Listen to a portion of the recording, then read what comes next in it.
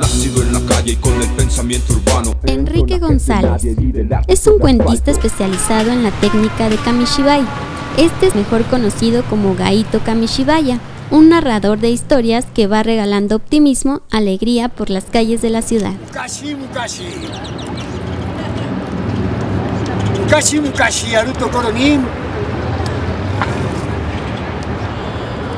Un creyente de Jorge Luis Borges.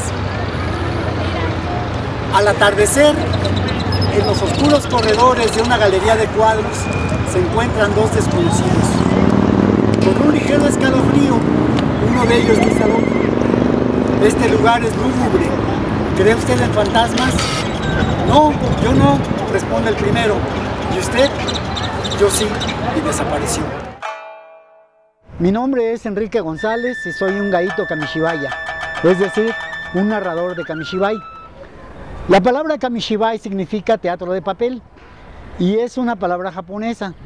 El Kamishibai es una técnica japonesa de narración de historias que surgió en el siglo XII aproximadamente y con los años fue evolucionando hasta que se convirtió en una tradición urbana en el siglo pasado, sobre todo a partir de 1928. Hasta los años 60, en que el Kamishibai desapareció prácticamente de las calles de Japón.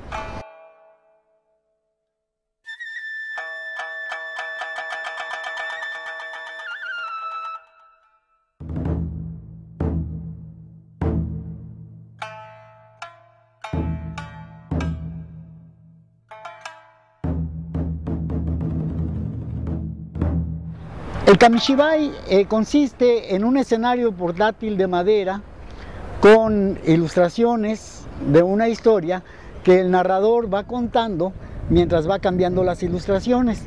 Esto le da al Kamishibai la apariencia de una narración serial, como podría ser una historieta o como podría ser una serie de dibujos animados. Pero esto es en vivo, a diferencia de estas otras dinámicas que son más bien gráficas o electrónicas. Mukashi Mukashi, Naruto Koronin, el enamorado y la muerte. Anoche soñaba un sueño, soñito del alma mía.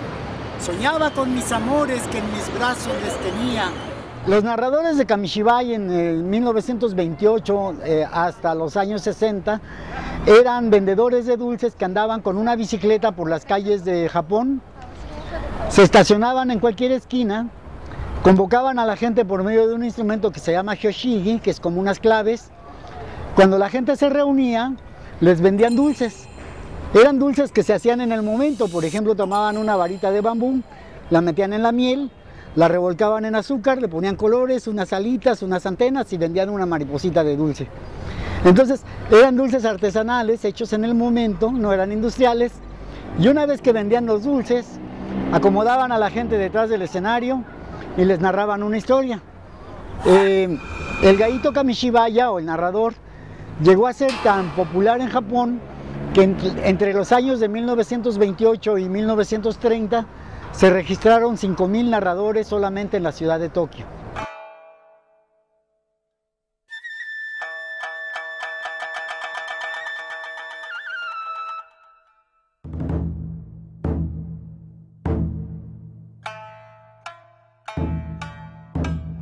En ese momento el Kamishibai era tan popular que a la televisión le llamaban Kamishibai eléctrico.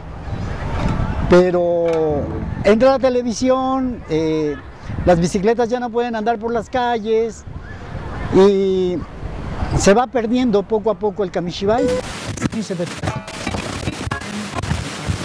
En 1986 conocí a un escritor japonés llamado Futoshi Nakaya y él fue quien me describió el Kamishibai por primera vez, hablando acerca de las tradiciones populares mexicanas y japonesas. Y ocurrió algo muy interesante, algo que no me había sucedido. Cuando me contó acerca del Kamishibai, de momento me imaginé a mí mismo, me vi a mí mismo narrando historias con un Kamishibai a un lado, con un escenario de madera. Fue como una fantasía muy intensa, que no me dejó descansar hasta que empecé a experimentar con el Kamishibai. Algunas veces llegué a practicar con cajas de cartón, con cajas de cereal, poco a poco, hasta que me fui documentando, fui haciendo mis investigaciones y logré enterarme ya de la historia del Kamishibai formalmente, además de ver algunos ejemplos, fotografías de narradores como el maestro Yazan y de otros Kamishibayas anónimos. Y me fascinó tanto esta idea, la idea de practicar esta técnica, que no me detuve hasta que hace 5 años ya decidí dedicarme de tiempo completo a narrar historias con Kamishibai. Sí saben que es el derecho de la primera noche, ¿no? El derecho de pernada, es decir, el derecho que tenían los antiguos señores feudales de pasar la luna de miel con la recién casada. Bien, el señor feudal era un hombre delgado. Todas son historias ajenas, todas son historias de otros autores, de autores anónimos o autores conocidos, pero todas tienen en común que han tenido que ser adaptadas por mí, de manera que hasta cierto punto soy un coparticipante de la creación de la historia, pero no soy el único, porque el público, al escuchar la historia, también aporta su imaginación, sus sentimientos, sus experiencias de vida, y esto hace que el público también sea parte de la creación de esta historia. Cada historia es una historia nueva, diferente, a pesar de que sea la misma.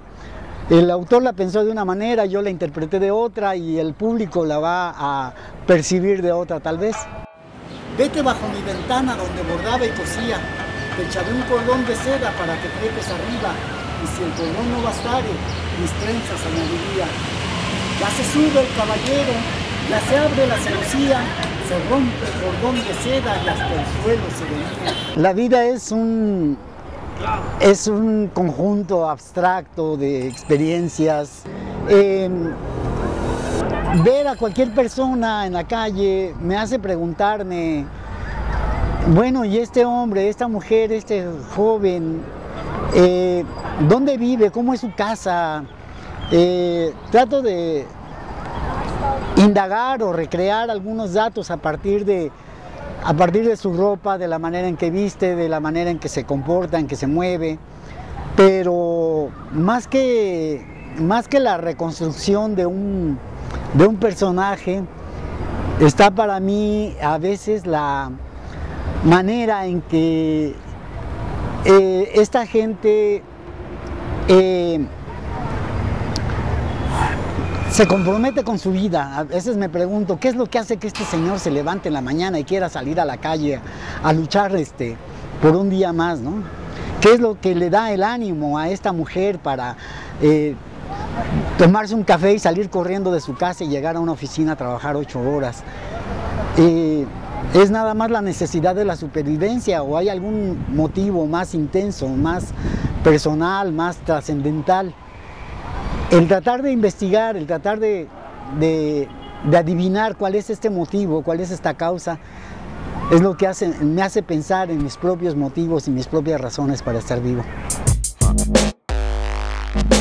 Nacido en la calle y con el pensamiento urbano, en zona que es de nadie y del arte sobre asfalto. Aquí hay camas de piedra ablandadas.